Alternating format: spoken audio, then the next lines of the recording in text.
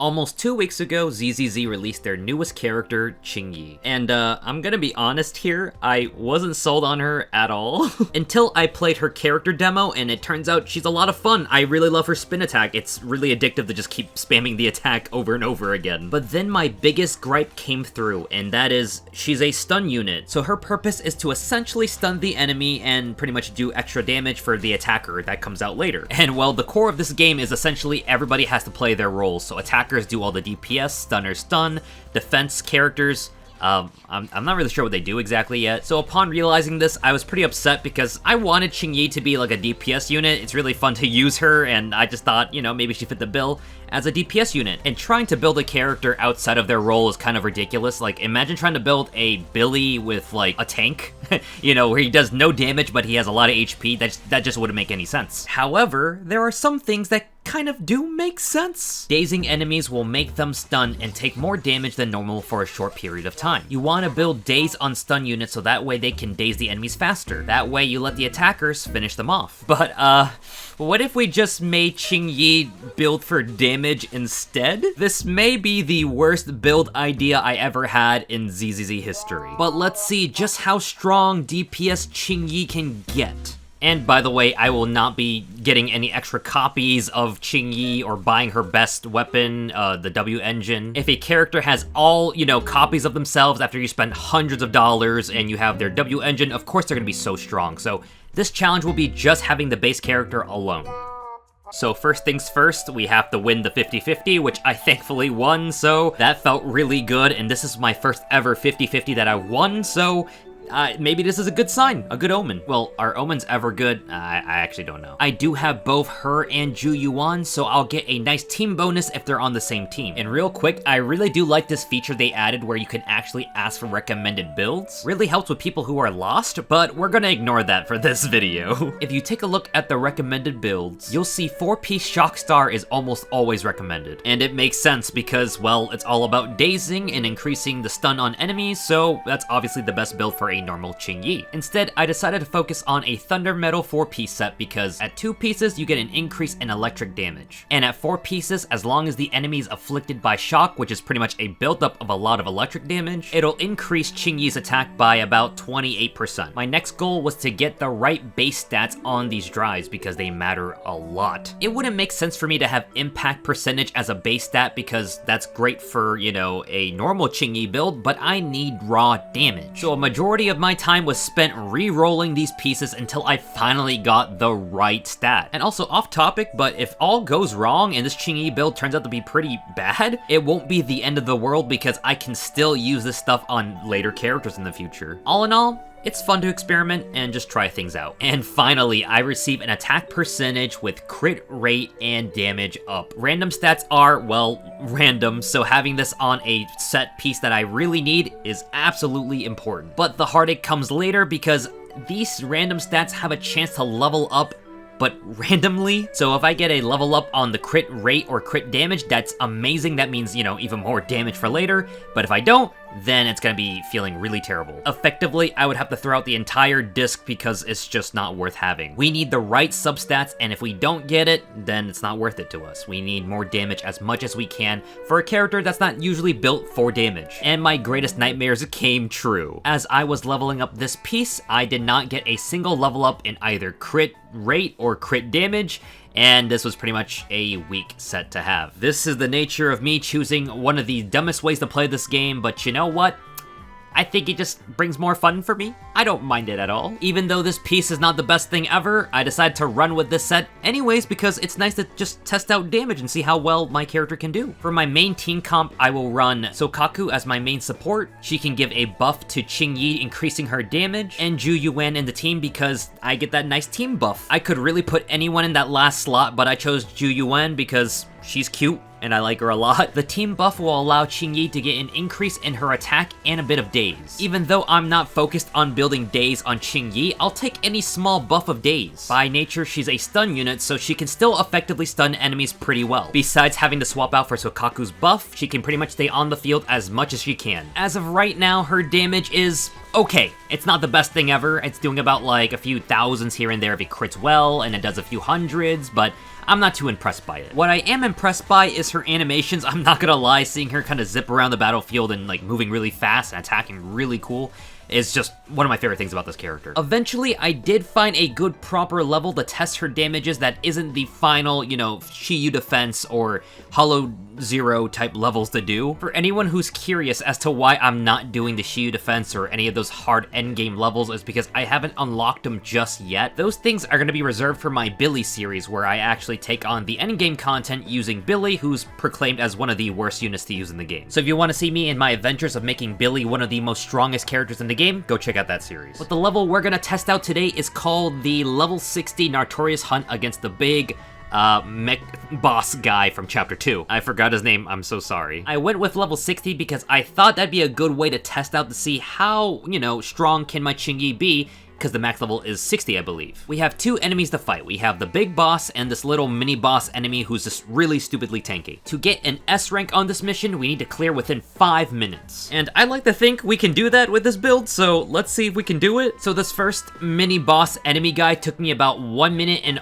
47 seconds. That's a very long time for a guy who's not even the real boss. Let's hope that I have enough time to beat the final one. I've practically memorized this boss's moveset, so I know how to beat him. I know when to dodge. The only problem is that he's a huge damage sponge. And just when you thought you beat him, he has 2 phases, so you have to go through 2 different fights with him. And about 3 minutes and 50 seconds in, we finally reached the second phase. Yep, I don't think we're gonna clear this in 5 minutes. In the second phase, he does get a bit more aggressive, but for the most part, his moves are kind of the same, just with a few more extra hits to it. And after a long fight, he's finally defeated, and we completed the whole entire battle within 7 minutes and 31 seconds. That's an A rank.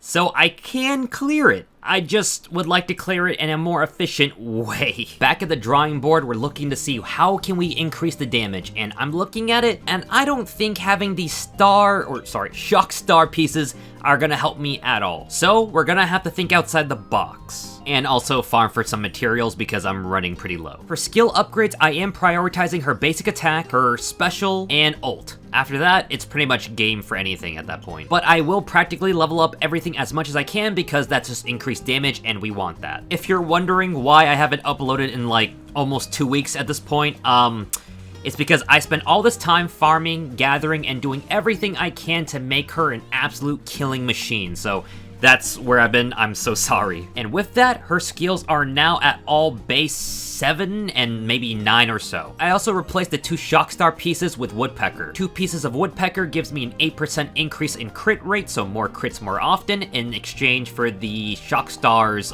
increase in days. I decided to tackle on the Notorious Hunt once again, and let's see if I can fare better than I did before. With the increase in stats and changes to my drives, I can beat the first boss right before the 1 minute mark, which isn't terrible, but is better than the last time. And on the second phase of the final boss, I got it done at 2 minutes and 15 seconds, so extremely great timing this time. After a long battle, I was able to successfully complete this within 5 minutes. More precisely, at 4 minutes and 37 seconds, so I got the S rank. Yes, my Qingyi is at level 60, so she's higher than most people who would probably take this on and clear it sooner, but I'm pretty happy with the result of how strong she's gotten. Her drives are a bit of an upgrade since the last time you saw them. They have a bit more crit rate in them, crit damage. It's all looking pretty good, except for the 5th slot. I wish that could be a bit better. It's electric damage, but it has like nothing great in it. So I felt a lot better than I did earlier in the video. I was able to do a lot more damage, and I feel more comfortable with my Qingyi's damage. Thinking to myself, yeah, okay, there's a few pieces I could, you know, improve on or find a better thing to replace and whatnot,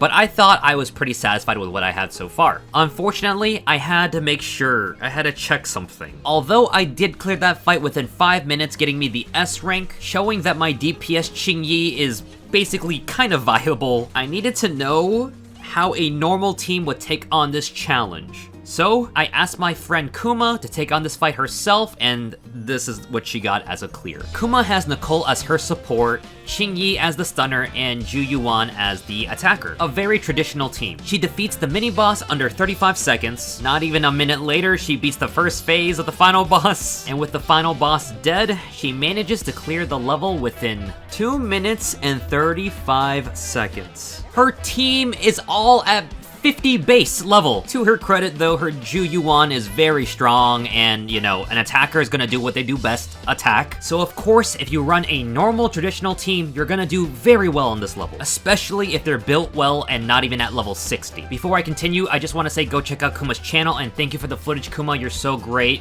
but it made me absolutely depressed. Did I waste my time making this stupid full DPS Qingyi build when I could have spent all this time working on other characters? Did I really just wasted all this time and effort just to be blown away by a traditional team? I'm not gonna lie. I was pretty upset with myself. I felt like I made a really dumb decision. But there's only one thing left to do.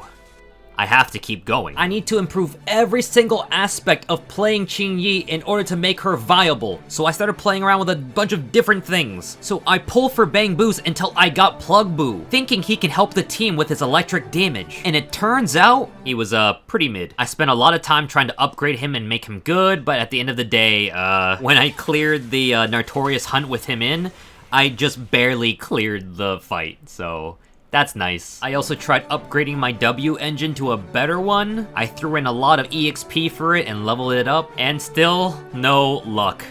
Do I just suck at this game or something? But finally, after so many hours and days of waiting for stamina to come back, I upgraded a lot of her skills. I pulled for the Officer Bang Boo because, you know, I might as well since I'm using Ju Yuan and Qingyi in the same team. Leveled up that little guy as much as I can. I completely rehauled my entire drive set, so now it's like 4-piece Woodpecker and 2-piece Thunder Metal. And I took on that dreaded stage one more time, hoping all these changes will pay off because I invested way too much into this build, honestly. It's getting ridiculous. And I know I'm being cheeky right now, hiding the timer, but I need you guys to see how intense this was getting. The first boss, down. He's gone. Goodbye. Phase 1, done, and there's only one part left to this entire level. And after some time, I finally brought the final boss to his knee? I brought him down. He's dead.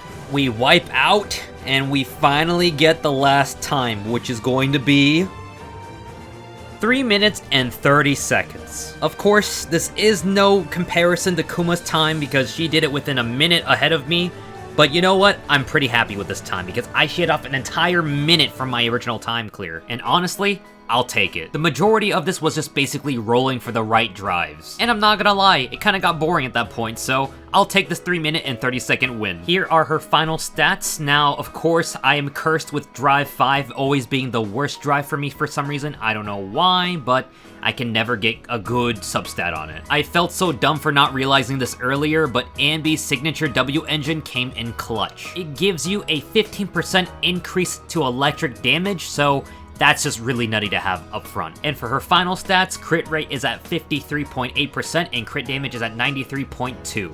I would have liked the crit damage to be higher, but I just honestly took it as it is, and if it was higher, I probably would have got a better time. So, that was full DPS Qingyi. I don't recommend it. It involves way too much investment, but I had a lot of fun throughout the whole journey. I learned a lot about the game than I did before. I appreciate everyone for watching this far and seeing just how dumb this build can get, and like I said, don't do it, just leave her as a stun unit if you want to, you know, save yourself some sanity. But with that said, thank you guys for watching, and I hope to see you guys in the next video.